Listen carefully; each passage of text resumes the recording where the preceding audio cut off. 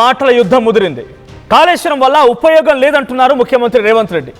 వర్షం లేదు, వరద లేదు, నీరెక్కడి నుంచి వృధా అవుతుంది? ఇది రేవంత్ రెడ్డి క్వశ్చన్. అయితే సీఎం రేవంత్ రెడ్డి పైన మాజీ మంత్రి హరీష్ రావు సంచలన వ్యాఖ్యలు చేశారు. రేవంత్ ఉత్తమ్ని ఉరి తీసినా తప్పులేదంటున్నారు హరీష్ రావు. నీళ్ల మంత్రిగా ముఖ్యమంత్రిగా ఇద్దరు ఫెయిల్ అయ్యారని, తుమ్మిడిహట్టికి మహారాష్ట్ర అనుమతి ఇచ్చిందని రేవంత్ చెప్పారు. ఒకవేళ అనుమతి ఇచ్చిన నిజమైతే రేవంత్ రెడ్డి ఆ ఒప్పందాన్ని బయట పెట్టాలి. ఆ ఒప్పందాన్ని బయట పెడితే రాజీనామా చేస్తానని హరీష్ రావు అంటున్నారు. నిన్న రేవంత్ చెప్పినటువంటి ప్రతి ఒక్క అబద్ధానికి సమాధానం చెప్తానని హరీష్ రావు ఈరోజు తెలంగాణ భవన్ వేదికగా ఒక ప్రెజెంటేషన్ ఇచ్చారు. సో నిన్న ముఖ్యమంత్రి రేవంత్ రెడ్డి కాంగ్రెస్ పార్టీకి సంబంధించిన ప్రభుత్వ యంత్రాంగం మొత్తం కూడా ప్రజాభవన్ వేదికగా కాళేశ్వరం పైన ఓ చర్చా కార్యక్రమాన్ని పెట్టి కాళేశ్వరం గురించి అనేక విషయాల్ని ముఖ్యమంత్రి రేవంత్ రెడ్డి మాట్లాడుకొచ్చారు. ఎలా అది కుంగిపోయింది, కుంగిపోవడానికి ఎవరెవరిని కారణంగా బూచిగా బీఆర్ఎస్ పార్టీ చూపించింది, అప్పుడున్న హయాంలో ఏం జరిగింది, ఎంత అవినీతి జరిగింది, ఇవన్నీ కూడా కాంగ్రెస్ పార్టీ చెప్పుకొచ్చే ప్రయత్నం చేసింది. ఇకవైపు బీఆర్ఎస్ పార్టీ హరీష్ రావు ఈరోజు తెలంగాణ భవన్ వేదికగా మీడియా సమావేశం నిర్వహిస్తూ ప్రజెంటేషన్లో మాట్లాడుకొచ్చిన మాటలు ఏంటంటే, the biggest word he quoted, ఆయన చెప్పిన అతిపెద్ద వర్డ్ ఏంటంటే, ముఖ్యమంత్రిని ఉరిదీసినా తప్పు లేదు, మీరు ఫెయిల్ అయిపోయారు, మీరు నిరూపిస్తే రాజీనామా చేస్తా. ఇది ఆయన చేసినటువంటి ఛాలెంజెస్. సో ఒకసారి నాతో పాటుగా ఇదే అంశానికి సంబంధించి మాట్లాడడానికి బీఆర్ఎస్ పార్టీ పెద్దపల్లి మాజీ జడ్పీ చైర్పర్సన్ పుట్టా మధు కూడా ఉన్నారు. సో అంతకంటే ముందు ఒకసారి మా ప్రతినిధి మధు దగ్గరికి వెళ్తా నేను. రైట్, ఒకసారి హరీష్ రావు ఏం మాట్లాడారు కూడా చూద్దాం. ఆ క్షమాపణ చెప్పు, అబద్ధాలు మాట్లాడిన తప్పైంది, రాజకీయాల కోసం అబద్ధాలు మాట్లాడినా తెలంగాణ ప్రజానీకానికి క్షమాపణ చెప్పు. నేను రేవంత్ రెడ్డిని అడుగుతున్నాను, నువ్వు అన్నావు కదా అగ్రిమెంట్ ఉందని పెట్టు, దమ్ముంటే బయట పెట్టు. ఒకవేళ తమ్మిడిహట్టికి 152 మీటర్లకు మహారాష్ట్ర ఒప్పుకొని ఉంటే ఆ అగ్రిమెంట్ ఏదైనా ఉంటే బయట పెట్టు. I'm ready to resign. ఆ క్షమాపణ చెప్పు, అబద్ధాలు మాట్లాడిన తప్పైంది, రాజకీయాల కోసం అబద్ధాలు మాట్లాడినా తెలంగాణ ప్రజానీకానికి క్షమాపణ చెప్పు. నేను రేవంత్ రెడ్డిని అడుగుతున్నాను, నువ్వు అన్నావు కదా అగ్రిమెంట్ ఉందని పెట్టు, దమ్ముంటే బయట పెట్టు. ఒకవేళ రైట్, రాజీనామా చేస్తాను అనేటువంటి ఓపెన్ ఛాలెంజ్ ని హరీష్ రావు ఇస్తారు. మహారాష్ట్ర అనుమతి ఇచ్చింది తుమ్మిడిహట్టికి అని చెప్తున్నావు కదా, ఒప్పందాన్ని బయట పెడితే రాజీనామా చేస్తా అని హరీష్ రావు అంటున్నారు. మా ప్రతినిధి మధు సిద్ధంగా ఉన్నారు. మధు, సో కాళేశ్వరం చుట్టూ రాజకీయం ఇప్పుడు కొనసాగుతోంది. కాళేశ్వరం చుట్టూనే అటు బీఆర్ఎస్ అయినా కాంగ్రెస్ అయినా రాజకీయం మొత్తం తిప్పుతోంది. నా సాయంత్రం ముఖ్యమంత్రి అండ్ సంబంధిత మంత్రులు ఉత్తమ్ కుమార్ రెడ్డి అందరూ కూడా ఒక ప్రెజెంటేషన్ ఇచ్చారు. ప్రెజెంటేషన్లో బీఆర్ఎస్ పార్టీపై నిప్పులు జరిగారు ముఖ్యమంత్రి. ఇప్పుడు హరీష్ రావు కూడా మాట్లాడుతూ ఏకంగా ఉరిదీసినా పర్వాలేదు, ఒప్పందం ఇచ్చిందని మహారాష్ట్ర తుమ్మిడిహట్టి విషయంలో ఒప్పందం కుదిరింది అనుకుంటే కనుక రాజీనామా చేస్తానని సవాల్ చేస్తున్నారు. ఇది ఒక్కటే కాదు, చాలా మంది బీఆర్ఎస్ పార్టీ నాయకులు అనేక చర్చా కార్యక్రమాల్లో కానీ ముఖ్య నేతలు కూడా కాళేశ్వరం మేడిగడ్డ బ్యారేజ్కి నీళ్లు ఆపుదాం మనం, ఒకవేళ కనుక బ్యారేజ్కి ఏమైనా ప్రాబ్లం వస్తే బీఆర్ఎస్ పార్టీని రద్దు చేసుకుంటామని ఛాలెంజ్ చేస్తున్నారు. ఇంత కాన్ఫిడెన్స్ బీఆర్ఎస్ వ్యక్తం చేస్తోంది. కానీ ఎన్డీఎస్ఏ రిపోర్ట్లో ఇంకోలా ఉంది. ఎలా చూడాలి? ఇప్పుడు పార్టీ పరంగా ఇచ్చినటువంటి ప్రజెంటేషన్లు పరిగణలోకి తీసుకోవాలా, ఎన్డీఎస్ఏ రిపోర్ట్నా, ఏది ఆలోచించాలి? మాజీ ఇరిగేషన్ శాఖ మంత్రిగా హరీష్ రావు గతంలో అనేక ప్రెజెంటేషన్స్ ఇచ్చారు. ఈరోజు కూడా ప్రెజెంటేషన్ ఇచ్చారు పవర్ ప్రాజెక్టులకు సంబంధించి. నిన్న ముఖ్యమంత్రి మాట్లాడినటువంటి అంశాలపైన చాలా హార్ష్గా రెస్పాండ్ అయ్యారు హరీష్ రావు. ఈరోజు మాట్లాడినటువంటి మాటల్లో ఒక రకంగా చెప్పాలంటే పొలిటికల్లో చర్చ, క్రికెట్తో చర్చ కంపేర్ చేస్తే టెస్ట్ క్రికెట్ 2020 ఫార్మేట్లో హరీష్ రావు ఈరోజు ఆయన ప్రజెంటేషన్ కనిపించింది. టెస్ట్ మ్యాచ్ లాగానే లాంగ్ రన్లో 2020 ఫార్మేట్లో చాలా ఘాటైనటువంటి పదజాలాన్ని హరీష్ రావు ఉపయోగించారు. దాంట్లో రేవంత్ రెడ్డిని ఉరిదీసినా తప్పులేదనే మాట్లాడడం, తర్వాత రేవంత్ రెడ్డి నీకంత సీన్ లేదనేటువంటి స్టేట్మెంట్ చేయడము, దాంతోపాటు నువ్వు నాకు జూనియర్, నా వెంట తిరిగావు, నా పక్కన శిష్యుడిలాగా, నీకంటే సీనియర్ నేను అనేటువంటి స్టేట్మెంట్, దాంతోపాటు నాకు 3 నెలలు ఇరిగేషన్ శాఖ అప్పజెప్పు, జీతం వద్దు, కార్ వద్దు, దాన్ని మోటార్లు ఆన్ చేసి చూస్తాం, రిపేర్ కంప్లీట్ చేసి చూస్తాం, రైతాంగానికి నీళ్ళు ఇచ్చి చూపిస్తాను అనేటువంటి స్టేట్మెంట్ చేశారు. నేను ఛాలెంజ్ చేస్తున్నాను, దానికి ఒప్పుకో, లేదు దానికి ఒప్పుకో, నేను రాజీనామా చేయడానికి, రాజకీయాల నుంచి శాశ్వతంగా దూరంగా ఉండడానికి నేను ఛాలెంజ్ చేస్తున్నాను, దమ్ముందా రేవంత్ అంటూ స్టేట్మెంట్ చేశారు. ఓవరాల్గా రేవంత్ రెడ్డిని పర్సనల్గా చాలా కరెక్ట్గా టార్గెట్ చేస్తారు. హైట్ విషయంలో కూడా టార్గెట్ చేశారు. హరీష్ రావుని తాటి చెట్టులాగా ఉంటాం అనేటువంటి చేస్తున్నటువంటి స్టేట్మెంట్ పైన కూడా ఆయన హార్ష్గా రిప్లై ఇచ్చారు. దేవుడిని పొట్టిగా పుట్టించాడు, దానికి నేనేం చేస్తూ నీకంత సీన్ లేదు, ఆయన పొడుగున్నోడిని చూస్తే పొట్టిగున్నోడికి ఎప్పుడు జలసీ ఉంటుందనేటువంటి స్టేట్మెంట్ చేస్తారు. సో ప్రస్తుతం వద్దిరాజు రవిచంద్ర ఉన్నారు, మాట్లాడదాం. వద్దిరాజు రవిచంద్ర గారు, ఈరోజు హరీష్ రావు కాస్త 2020 ఫార్మేట్లో మాట్లాడారు. టెస్ట్ మ్యాచ్ కానీ 2020 ఫార్మేట్లో మాట్లాడితే అనిపించింది చాలా టార్గెట్ చేశారు. రాజీనామా చేస్తా, రాజకీయాల నుంచి తప్పుకుంటా, రేవంత్ రెడ్డికి ఉరేసినా తప్పులేదు స్టేట్మెంట్ చేశారు. నిన్న ముఖ్యమంత్రి మాట్లాడుతూ ఉన్నారు నీళ్లు లేవనేటువంటిది. 2020 ఫార్మేట్ అయినా, వన్ డే ఫార్మేట్ అయినా, టెస్ట్ మ్యాచ్ ఫార్మేట్ అయినా, ఇంకా కొత్తగా ఏ ఫార్మేట్ పెట్టినా, ఏ పిచ్ మీదైనా, ఏ గ్రౌండ్ మీదైనా బ్యాటింగ్ చేయగల సమర్థత బీఆర్ఎస్ పార్టీకి ఉంది. అందులో హరీష్ రావు గారు ఇరిగేషన్ శాఖ మంత్రిగా చాలా బ్రహ్మాండంగా చేసి ఉన్నారు.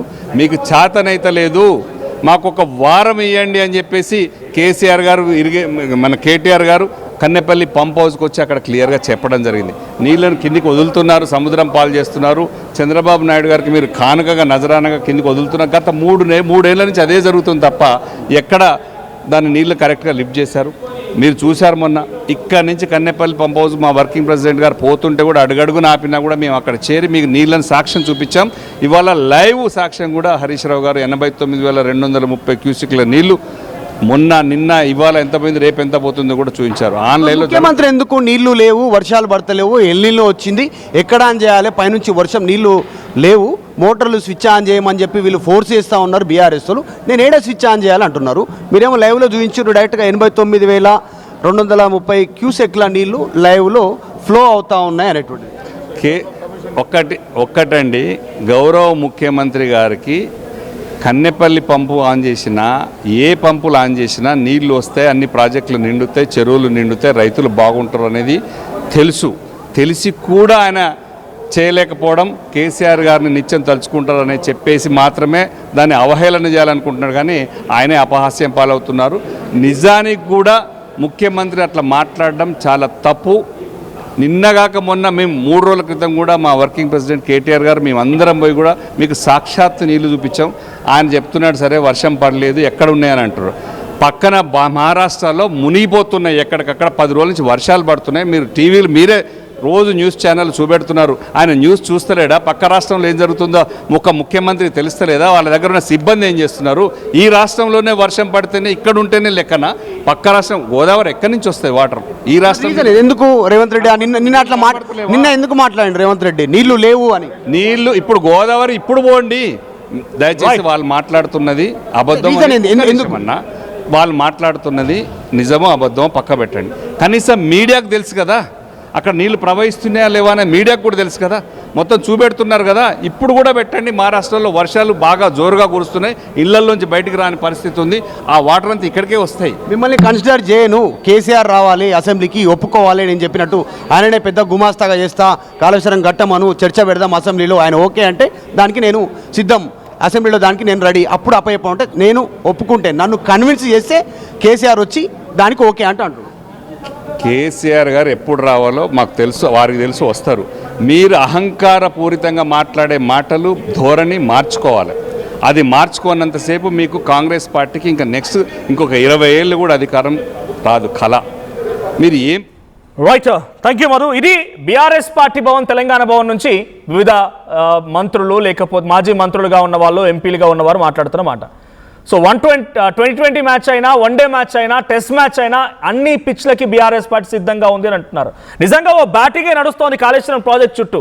మొన్న కేటీఆర్ అక్కడికి వెళ్ళడం, సో మేడిగడ్డ దగ్గర ఆ బ్యారేజీ గేట్లు మూసివేస్తేనే ఆ నీళ్ళన్నీ కూడా వెనక్కి తణుకు వచ్చిన తర్వాత గ్రావిటీ కెనాల్ ద్వారా కన్నెపల్లి పంప్ హౌస్ నుంచి అన్నారం దగ్గర నుంచి మళ్ళీ బ్యారేజ్ గేట్ క్లోజ్ చేస్తుంటే అన్నారం నుంచి వెనక్కి దంతే సుందిల్లా, అక్కడ నుంచి పంప్ హౌస్ ఇంకోటి, తర్వాత చివరిగా గోలివాడ పంప్ హౌస్ నుంచి శ్రీపాలెల్లంపల్లి. ఇది కాళేశ్వరం యొక్క రూట్ మ్యాప్, కాళేశ్వరం యొక్క ప్లాన్.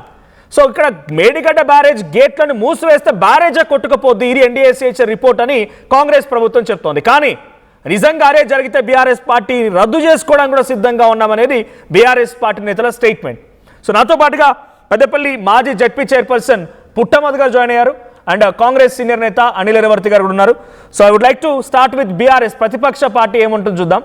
పుట్టమధు గారు, మీ నియోజకవర్గంలో అత్యధికంగా కాళేశ్వరం సంబంధించి అటు అన్నారమైనా మేడిగడ్డ అయినా అక్కడే ఉంది. సో మేడిగడ్డ ఈరోజు కుంగిపోయింది. మేడిగడ్డ కుంగిపోవడం మూలంగానే కాళేశ్వరం నిరుపయోగం అయిపోయింది, ఇప్పుడు వరద లేదు, వరదని ఆపడానికి లేదు, వర్షాలు లేవు. సో కేసీఆర్ రండి, వీళ్ళతో నాకు చర్చ అవసరం లేదని రేవంత్ రెడ్డి అంటున్నారు. మీ రియాక్షన్ ఏంటి? నమస్కారం మనోజ్ భాయ్. హలో, చెప్పండి. మీరు సుందిల్లా మర్చిపోయారు. మీ ఊర్లో ఉన్నది బ్యారేజ్. అవునవును. మేడిగడ్డ, అన్నారం, సుందిల్లా అంటే సిరిపురంలో ఉన్న బ్యారేజ్. అవునవును. 3 కూడా మంత్రి నియోజకవర్గంలో ఉన్నాయి. అవును. రెండో అంశం ఏంటంటే, అసలు మనం అర్థం చేసుకోవాలి ఏంటంటే, కేటీఆర్ గారు అక్కడికి వెళ్ళి నీళ్లను చూపించిన తర్వాత ప్రభుత్వం ఉలిక్కి పడ్డట్టుగా మనం భావించవచ్చు. అవును. లేకపోతే ప్రభుత్వం ఇంత పవర్ ప్లాంట్ ప్రజెంటేషన్ ఇవ్వకపోయేది. అక్కడ నీళ్లు కనబడుతున్నాయి కనుకనే ఇచ్చిరని నేను భావిస్తున్న ఒక అంశము. రెండో అంశము, కళ్ళుండి చూస్తూ కూడా చెవులుండి వినబడుతూ ఉంటే కూడా అబద్ధాలు ఆడడంలో గిన్నీస్ బుక్ రికార్డు సృష్టిస్తా ఉన్నారు కాంగ్రెస్ పార్టీ వాళ్ళు. అనిల్ అన్న కూడా అర్థం చేసుకోవాలి, వ్యవసాయ ఆధారిత కుటుంబాలు ఎక్కువ మన బీసీలలో ఉంటాయి. ఇవాళ బీసీలకు పెద్ద ఎత్తున నష్టం నీళ్లు లేకపోవడం వల్ల జరుగుతున్నది. పదే మేడిగడ్డ బ్యారేజ్ని కంట్లో పెట్టుకొని అబద్ధాలు ఆడి మా ప్రాంతం అంతా కూడా, మా ప్రాంతం అంటే మీ ప్రాంతం కూడా, ఆ గడ్డకు ఇది కూడా మరి మీ భూమి పోయిందా లేదా నాకు తెలియదు, కానీ ఆ బ్యారేజ్ కడితే దాని ఫలితం ఎట్లా వచ్చిందో ఆ 2 సంవత్సరాలలో మీరు అనుభవించారని నేను భావిస్తున్నాను. ఎట్లా అంటే, ఒకటేమో నీళ్లు చాలా మీదికి వచ్చినాయి, గ్రౌండ్ వాటర్ పెరిగింది. రెండోది మత్స్య సంపద. మీ ఊర్లో ఉన్నటువంటి బెస్తపల్లి, ఆ బెస్తపల్లి ముంబైకి వలస పోయిన వాళ్ళందరూ మళ్ళా వచ్చారు, మళ్ళీ వెళ్ళిపోయారు. మీరు ఖాళీ అయిపోయింది, మొన్న పేపర్లలో కూడా రాశారు బెస్తపల్లి వాళ్ళు. తర్వాత మత్స్య సంపద పెరిగింది. అద్భుతాలు మన మంతిలో చూసినాము. 250 కిలోమీటర్లు మన మంతిలోనే నిలబడి ఉన్నాయి నీళ్లు. మేడిగడ్డ అప్పుడు చరిత్ర ఓకే, చాలా బిగ్గెస్ట్ ఒక వండర్ క్రియేట్ చేసామని మీరు కూడా చెప్పుకున్నారు. ఇప్పుడు బీఆర్ఎస్ పార్టీగా మీ వర్షన్ మీకున్నా కూడా కాంగ్రెస్ పార్టీ టెక్నికల్గా ఏం చెప్తుందంటే, ఎన్డీఎస్సీ రిపోర్ట్ ఇచ్చింది. ఆ రిపోర్ట్ ఆధారితంగా ఎక్కడైతే మేడిగడ్డ కన్స్ట్రక్షన్ జరిగిందో అదే మాదిరి కన్స్ట్రక్షన్ అన్నారంలో జరిగింది, అదే మాదిరిగా సుందిల్లో కూడా జరిగింది. ఇక్కడ కుంగిపోయినట్టే అక్కడ కూడా కుంగుబాటు గురే అవకాశం ఉంది. మనోజ్ భాయ్, నేనేమంటున్నా, ఇప్పుడు మనసు ఉంటే మార్గం ఉంటది. మీరు ఎంక్వైరీలు వద్దంటలే, మేము కేసులు జైళ్ళల్లో పెట్టంగా వద్దంటలే, మేము నీళ్లు ఎత్తిపోయింది అంటున్నాము, నీళ్లు తీసి ఇవ్వండి అంటున్నాం, ప్రజలకి రైతుల్ని చంపకండి అంటున్నాము. కుంగిపోతే కుంగిపోయింది. మనం గ్రామాలలో చూసిన ఇసుక బస్తాలు వేసి నీళ్లు ఆపినాము. ఏ బస్తా వేయకున్నా కూడా అన్నారం కాడ నుంచి లేపచ్చు. దాన్ని నీళ్ళు ఇవ్వండి అంటే మీరు ఇవన్నీ చెప్తా ఉన్నారు. ఎన్డీఎస్సీ రిపోర్టు, ఇంకే రిపోర్ట్ అయినా పదే మేడిగడ్డ బ్యారేజ్ కుంగిపోయింది. కుంగిపోతే నడుమిరిగినోని చంపేస్తారా మీరు? ముఖ్యమంత్రి ఏమంటున్నాడు? హలో, వినిపిస్తుంది, మాట్లాడండి. ముఖ్యమంత్రి గారు ఏమంటున్నారు? నడుమే ఇరిగిపోయింది కదా, వెన్నుపూస పోయినాక ఇంకేం ఉన్నది అంటుండు. అంటే వెన్నుపూస ఇరిగిపోయిన వాళ్ళు అందరిని చంపేస్తున్నామా మనం? వాడుకుంటలేమా, బతికించుకుంటలేమా? వాళ్ళతో ఏదైనా ఒకటి చిన్నగా ఏదో ఒక పని చేసుకుంటలేమా? వాళ్ళు చెప్పాలి, కాంగ్రెస్ పార్టీ వాళ్ళు. అనిల్ అన్న ఉన్నాడు కదా, అనిల్ అన్న చెప్పాలి. ఒకసారి వాళ్ళ వర్షన్ వింటాను. అనిల్ వరవర్తి గారు, సో మీ వర్షన్ ఏంటి? అంటే వెన్నుపూస విరిగితే చంపేస్తారా మనుషుల్ని అని అంటున్నారు. అంటే కాళేశ్వరం ప్రాజెక్టు మేడిగడ్డని ఇప్పుడు చంపేసినట్టు భావిస్తోంది బీఆర్ఎస్.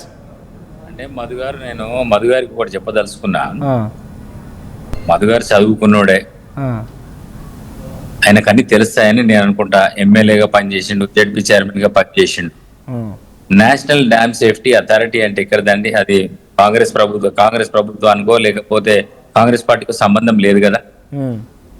మరి నేషనల్ డ్యామ్ సేఫ్టీ అథారిటీ అంటే అదొక ఆర్గనైజేషన్, ఒక ఏజెన్సీ. అది సెంట్రల్ కి సంబంధించిన ఏజెన్సీ.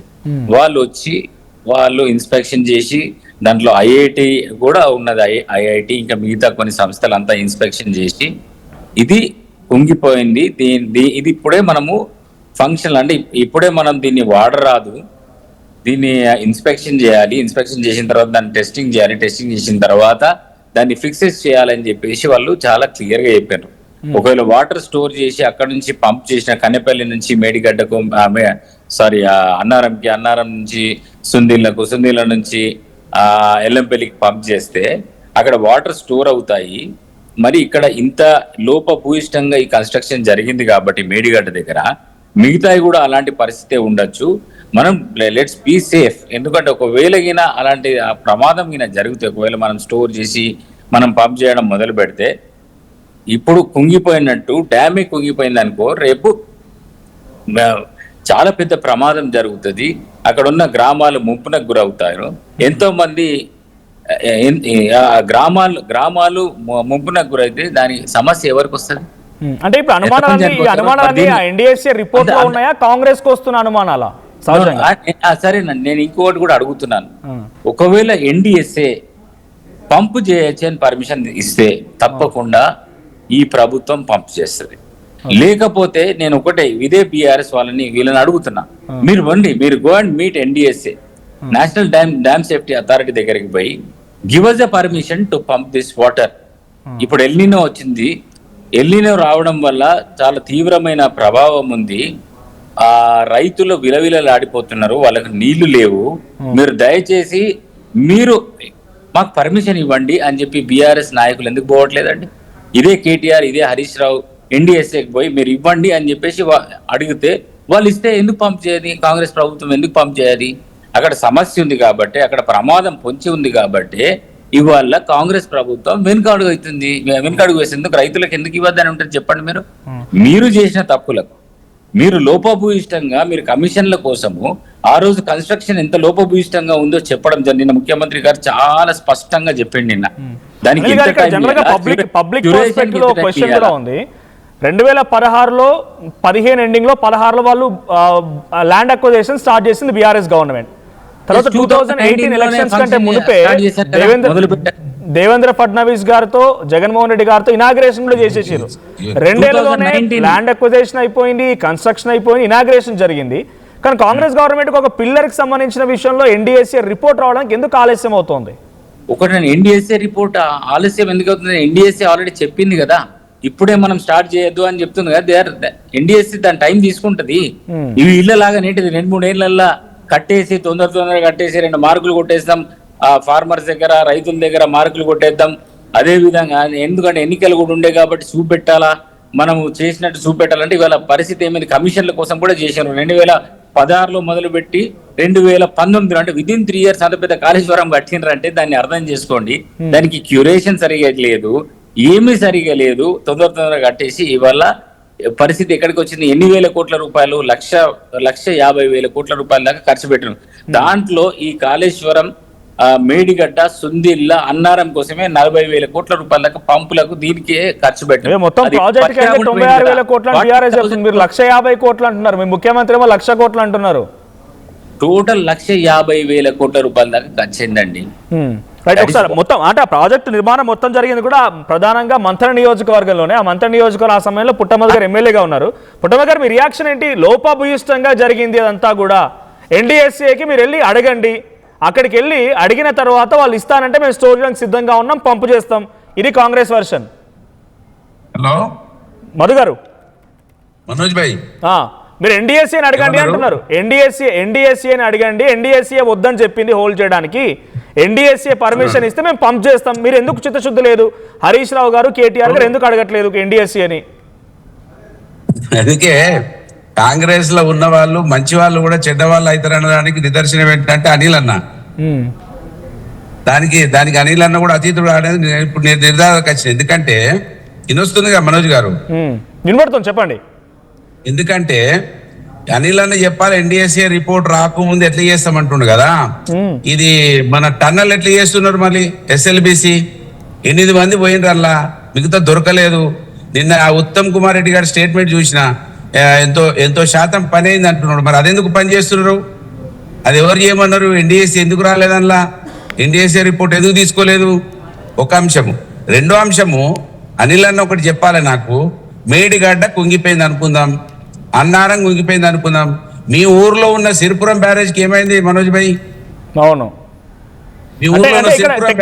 టెక్నికల్ గా వాళ్ళు చెప్తున్న మాట ఏంటంటే మేడిగడ్డ కన్స్ట్రక్షన్ జరిగినట్టే అన్నారం జరిగింది, అన్నారం లెక్కనే సుందిలో జరిగింది. ఏదేమైందో తెలియదు అంటుండు కదా.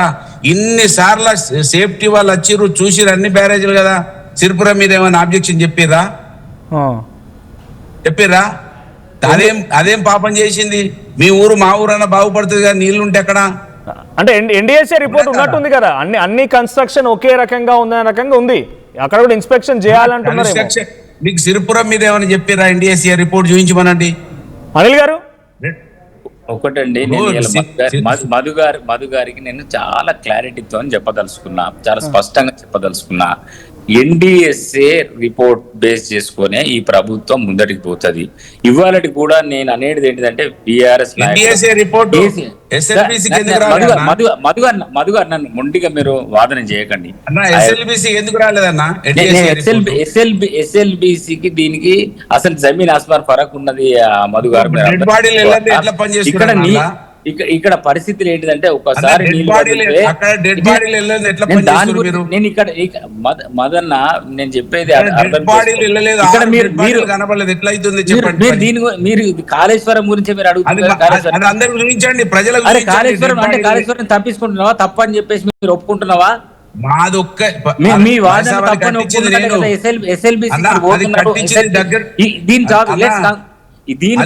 దీనిపైన మాట్లాడదాం యాంకర్ గారు. ఎస్ఎల్బిసి కాదు వీళ్ళు అడిగేది కాళేశ్వరం నీళ్లు వదులుతారా? నిన్న హరీష్ రావు గారు అడిగారు ఇదే విషయాన్ని, పరామర్శ సమయంలో క్వశ్చన్ చేశారు. టిఆర్ఎస్ మీద కోపంతో మీరు రైతులను చంపకండి అన్న ఒకటే విషయం. మీరు రైతులను చంపింది మీరు. రైతుల పేరు కాళేశ్వరం ఎన్హాన్స్ చేసి దాని ఎస్టిమేట్స్ పెంచి లక్షల కోట్లు తిన్నది మీరు. కమిషన్ల కక్కుర్తి కోసం ఇవాళ కట్టింది మీరు. ఇవాళ రైతుల పేరు చెప్పే ఇవాళ కాళేశ్వరం కట్టిరు కదా. అంత అనిల్ గారు స్టార్టింగ్ లోనే మధు గారు ఏమన్నారంటే అరెస్ట్ చేస్తారా చేయండి. నేను మిమ్మల్ని ఒకటే అడుగుతున్నా. ఒక నిమిషం అనిల్ గారు, ఇందాక మధు గారు ఏమన్నారంటే అరెస్ట్ చేస్తారా చేయండి, జైల్లో వేస్తారా వేయండి, కానీ ఆ నీళ్ళు ఎప్పుడు ఇస్తారో చెప్పండి అని అంటున్నారు. అరెస్ట్ చేయడానికి కూడా చెప్తున్నాను. నేషనల్ డ్యామ్ సేఫ్టీ అథారిటీ ముందట పోయి మీకు నిజంగా దమ్ము ధైర్యం ఉంటే, నిజంగా మీకు చిత్తశుద్ధి ఉంటే, రైతుల పట్ల ప్రేమ ఉంటే, అది లోపభూయిష్టంగా నిజంగా మీరు కట్టకపోయి ఉంటే నేషనల్ డ్యామ్ సేఫ్టీ అథారిటీ ముందట మీరు ఢిల్లీ వన్రి అక్కడ పోయి ధర్నా చేయండి. మా రైతులు కావాలని మీకు దమ్ముందా? మీకు దమ్ము ధైర్యం ఉంటే అధికార పార్టీ వాళ్ళకు దమ్ము ధైర్యం లేదు. అందుకే ఇట్లాంటి మూర్ఖంగా మీ నాయకులు మాట్లాడుతున్నారు కాబట్టి అధికార పార్టీలకు దమ్ము ధైర్యం అంటే మమ్మల్ని అంటారు మూర్ఖం అంటారు. దమ్ము ధైర్యం మీకు ఉండొద్దా? మీకు నేను అదే అంటున్నాను. అక్కడ లోపభూయిష్టంగా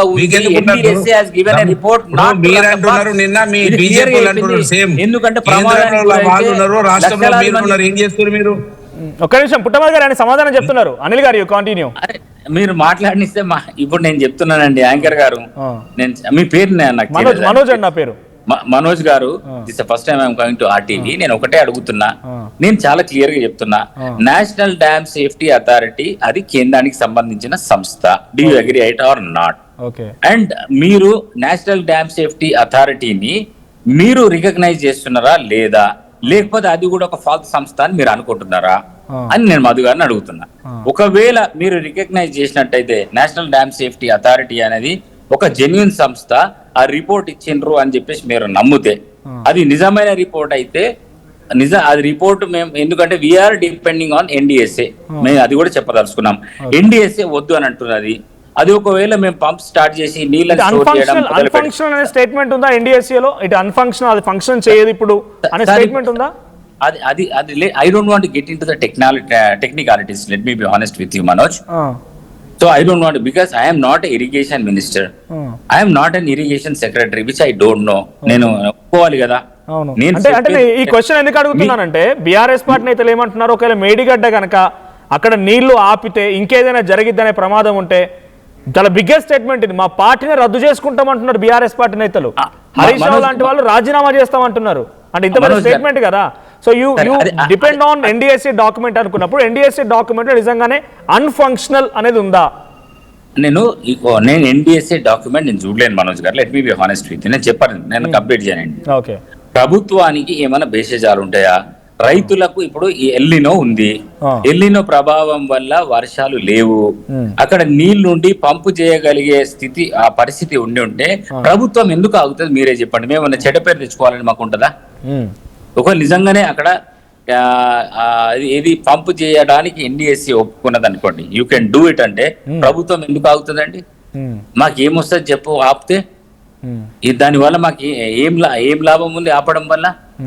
రైతులకు ఏమైనా చేస్తే మా గుడ్ విల్ ప్రభుత్వానికే కదా వచ్చేది. మరి ఎందుకు ఆపుతున్నాం అన్నది వీళ్ళు అర్థం చేసుకుంటున్నారా? నేను అందుకే అనిల్ గారు ఇక్కడ మీకు తెలుసు, గతంలో మీరు కూడా ఈ ఎమ్మెల్యేగా ఉన్నారు, లేకపోతే పబ్లిక్ పల్స్ ఎట్లా ఉంటుంది గ్రౌండ్ లో తెలుసు. సో ఆ పబ్లిక్ ఏమనుకుంటున్నారంటే 1 వీక్ టైం ఇవ్వండి అని చెప్పి బీఆర్ఎస్ అడుగుతోంది. 1 వీక్ టైంలో మేము కన్నెపల్లి పంప్ హౌస్ నుంచి పంపు చేసి చూపెడతాం. మన పుట్టమది గారు కూడా పోయారు, వర్కింగ్ ప్రెసిడెంట్ కేటీఆర్ గారితో కలిసి కన్నెపల్లి పంప్ హౌస్ సందర్శించి వచ్చిర్రు. అంటే వాళ్ళ కాన్ఫిడెన్స్ ప్రతిపక్షంలో ఉన్న ఒక వారం ఇచ్చి చూపిస్తే మేము మళ్ళీ నీళ్లు పోయిస్తాం అంటున్నారు, కానీ అధికార పార్టీకి మాత్రం ఆ కాన్ఫిడెన్స్ లేదా అంటున్నా. ముఖ్యమంత్రి గారు నిన్న చాలా స్పష్టంగా నిన్న ప్రెస్ మీట్ లో ఏమని చెప్పారు? 1 వీక్ కాదు, మీకు 3 ఏళ్ళు మీకే ఇస్తామని చెప్పారా?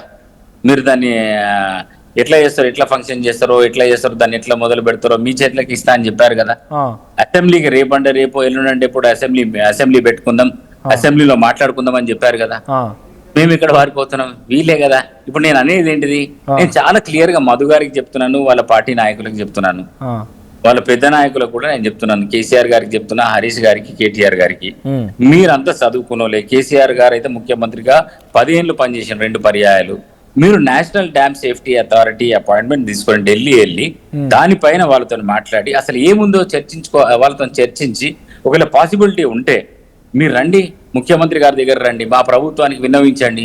National dam safety Authority is permitting to release the water, to store the water and to pump the water. And national dam safety authority permission ఇచ్చింది అనుకోండి, ప్రభుత్వం ఎందుకు ఆపుతుందో నాకు చెప్పండి. ప్రతిపక్షం వెళ్ళినా అధికార పక్షం వెళ్ళినా సమాధానం ఒకటే వస్తుంది. ఎన్డీఎస్సీ ప్రతిపక్షం అయినంత మాత్రమే వాళ్ళ రిపోర్ట్ అయితే మార్చారు కదా. మధు గారు 1 వీక్ కాదు 3 ఏళ్ళు మీకు సమయం ఇస్తా అంటున్నారు. వారం రోజులు కాదు 3 ఏళ్ళ సమయం ఇస్తాం మీకు, ఏం చేస్తారో చేయండి, పంపు చేయండి అంటున్నారు. ఇది ముఖ్యమంత్రి స్టేట్మెంట్ డైరెక్ట్ గా. నిజంగానే మధు గారు లేనట్టున్నారు. మధు గారు మీకు వారం రోజులు కాదు 3 సంవత్సరాల సమయం ఇస్తామంటున్నారు. ఏమంటారు? మీకు వారం రోజులు కాదు 3 సంవత్సరాల సమయం ఇస్తాం, ఆ నీళ్ళు ఎట్లా పంపు చేస్తారో చేయండి అంటున్నారు ముఖ్యమంత్రి. ముఖ్యమంత్రి గారు మాట్లాడే దాంట్లో మళ్ళీ ఒక తుండి పెడతారు ఆయన. కేసీఆర్ రావాలి, కేసీఆర్ అడగాలి. హరీష్ రావు అడిగితే కేసీఆర్ అడిగినట్టే, హరీష్ రావు అడిగితే పార్టీ అడిగినట్టే, కేటీఆర్ అంటే పార్టీ మాట్లాడినట్టే కదా. వర్కింగ్ ప్రెసిడెంట్ ఆయన, assembly deputy leader Harish Rao గారు. ఇంకా దానికి మళ్ళీ కేసీఆర్ ఎందుకు రావాలి? ఒక్క అంశము. 2వ అంశము, ఇప్పుడు ఉత్తమ్ కుమార్ రెడ్డి గారు అంటున్నారు 2027లో మేము చేస్తామంటున్నారు. మరి ఏ బేస్లో అంటున్నా ఆయన?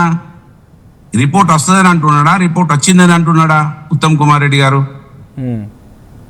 వీళ్ళు ఏమైనా ఎన్డీఏసీ అంటుండే, ఎన్డీఏసీ బీజేపీ కాంగ్రెస్ ఇక్కడ కలిసి పనిచేస్తున్నాయి కదా. నేను అంటున్నాడు ఆయన బీజేపీ అధ్యక్షుడు ఏం చెప్తా అంటున్నాడు. వీళ్ళు 1,00,000 కోట్లు మాయమైనాయి ఇదే మాట్లాడుతున్నారు తప్ప వేరే ఏం లేదు. వీళ్ళది టైం పాస్ చేస్తున్నారు. ఓకే, నిజంగానే వారం రోజుల సమయం అడిగారు కదా, ఏం చేయాలనుకుంటున్నారు ఇప్పుడు? మీకు తెలుసు అక్కడ ప్రాజెక్ట్ ఎట్లా ఏంటిది, దాని రీతి ఏంటిది, రివాజ్ ఏంటిది అనేది. ఆ మేడిగడ్డ గేట్లు మూసేస్తే ఆ నీళ్లు వెనక్కిదంతే ఆ గ్రావిటీ కెనాల్ నుంచి కన్నెపల్లి పంప్ హౌస్ నుంచి వాటర్ పంప్ చేసుకోవచ్చు. ఇప్పుడు అది గేట్ మూసేస్తే డ్యామ్ కొట్టుకపోతే భయం కాంగ్రెస్ కు ఉంది. గేట్లు ముయ్యడం అవసరం లేదు. అనిల్ అన్న ఇప్పుడు హైదరాబాద్ ఉంటుండు కనుక మాకు రైతులకు కన్నీళ్ళు కనబడతలేవు అనిల్ అన్న. కానీ అనిల్ అన్న ఇప్పుడు ఎస్ఆర్ఎస్పి కూడా దిక్కు మన మేడిగడ్డనే, అది గుర్తుపెట్టుకోవాలి అనిల్ అన్న. ఇప్పుడు ఎస్ఆర్ఎస్పికి నీళ్ళు లేవు, మేడిగడ్డ నుంచి రివర్స్ పంపింగ్ చేయాలి. మీరు లోపభూయిష్టంగా కట్టకపోయి ఉంటే, కమిషన్ల కక్కుర్తి కోసం మీరు కాంప్రమైజ్ కాకపోయి ఉన్నవాడితే ఇవాళ ఈ పరిస్థితి ఉండకపోతుండే అంటే నేను అదే చెప్తున్నాను అన్న. ఎన్ని సంవత్సరాలు చెప్తారు ఇది ఎన్ని సంవత్సరాలు అంటే మరి దానికి కారణం అదే కదా. మరి ఏ డ్యామ్ కాంగ్రెస్ ప్రభుత్వం కట్టినప్పుడు ఏ డ్యామ్ ఇటునండి, శ్రీశైలంకి సమస్య రాలేదు, మీ ఎల్ఎండికి సమస్య రాలేదు, మీ ఎంఎంఆర్కి సమస్య రాలేదు, ఎస్ఆర్ఎస్పికి సమస్య రాలేదు, కడియం డ్యామ్ కి సమస్య రాలేదు, కడియం డ్యామ్ కి సమస్య రాలేదు. మరి మీకే ఎందుకు వచ్చింది? మీరు చేసిన దానికి ఎందుకు వచ్చింది? స్వాతంత్రం వచ్చినప్పటి నుంచి ఇప్పటి వరకు కాంగ్రెస్ ప్రభుత్వం ఎన్నో డ్యామ్లు కట్టింది. ఎక్కడ ఇలాంటి పరిస్థితి వచ్చిందా ఎక్కడైనా? మధుగారు సమాధానం చెప్తారా? ఎక్కడ రాని సమస్య ఎందుకు వచ్చింది? సమస్యలు రాని ప్రాజెక్టే లేదు. గట్ల కుంగిపోయినా ఎప్పుడన్నా ఆగమాగం చేసేసిండ్రు, పబ్లిక్ నాగం చేసిండ్రు, రైతులు నాగం చేసేసిండ్రు వేరు డబ్బుల కోసం. సమస్యలు రాని ప్రాజెక్ట్ ఏది ఉండదు. సమస్యను జటిలం చేసి అదే సమస్యను వాడుకునేది. అనిల్ గారు, మీకు హరీష్ రావు ఒక సెన్సేషనల్ స్టేట్మెంట్ ఇచ్చారు. ఆయన ముఖ్యమంత్రి గురించి మాట్లాడుకోవచ్చు. ఒకసారి హరీష్ రావు ఏం మాట్లాడారో వినిపిస్తాం మీకు. నేను ప్రజెంటేషన్ లో హరీష్ రావు డైరెక్ట్ గా ముఖ్యమంత్రి రేవంత్ రెడ్డిని ఉరిదీసినా తప్పలేదు అంటున్నారు. ఒకసారి పిక్చర్ ప్లే చేయండి. ఉండి కూడా దాని నీళ్లు ఉండి కూడా ఎత్తుకోకపోవడం, నీళ్లు ఉండి కూడా దాన్ని ఉపయోగించకపోవడం అనేది ఇది క్రిమినల్ నెగ్లిజెన్స్. మిమ్మల్ని ఉరిదీసినా తప్పు లేదు. నీళ్లు ఉండి కూడా ఎత్తుకోకపోవడం, నీళ్లు ఉండి కూడా దాన్ని ఉపయోగించకపోవడం అనేది ఇది క్రిమినల్ నెగ్లిజెన్స్. మిమ్మల్ని ఉరిదీసినా తప్పు లేదు. బట్ అనిల్ గారు, ఇది హరీష్ రావు స్టేట్మెంట్. నీళ్లు ఉండి కూడా ఎత్తిపోయకపోతే ఇది క్రిమినల్ నెగ్లిజెన్స్, ఉరిదీసినా తప్పలేదు అంటున్నారు ఆయన. మనోజ్ గారు, ఎవరిని ఉరి తీయాలండి? దేనికోసం ఉరి తీయాలండి? ఎవరు చేసిండ్రు ఈ తప్పు? చేసిన వాళ్ళని కదా ఉరి తీయాల్సింది. ఎవరు చేసిండ్రు? ఇవాళ ఈ పరిస్థితి రావడానికి కారణం కేసీఆర్ కాదా? ఈ పరిస్థితి రావడానికి కారణం హరీష్ రావు కాదా? Being an irrigation minister. Okay, తప్పు చేసింది వాళ్ళు, ఉరి తీయాల్సింది వాళ్ళని. లక్షల కోట్ల రూపాయలు మింగింది వాళ్ళు, రైతుల పేరు మీద మింగింది వాళ్ళు, రైతులను మోసం చేసింది వాళ్ళు. వాళ్ళు మమ్మల్ని మాట్లాడితే ఎట్లా అంటే ఈ ఉరి మమ్మల్ని తీయాలని చెప్పేసి ఉరి వాళ్ళని తీయాలి. వాళ్ళని అరబ్ దేశాలలో శిక్షలు వేస్తారు చూసినావా? స్టేడియంలలో నిల్చోబెట్టి రాళ్లతో కొట్టి చంపుతారు చూసినావా? ఆ విధంగా మన ఆయన అట్లా మాట్లాడుతున్నారు. బహిరంగంగా అరెస్ట్ కు సిద్ధంగా ఉన్నాం, జైల్లో వేయండి అంటున్నారు కదా. అరే సిగ్గుంటే ఎన్డీఎస్ఏ దగ్గరికి పోవాలండి. Go and meet NDSA and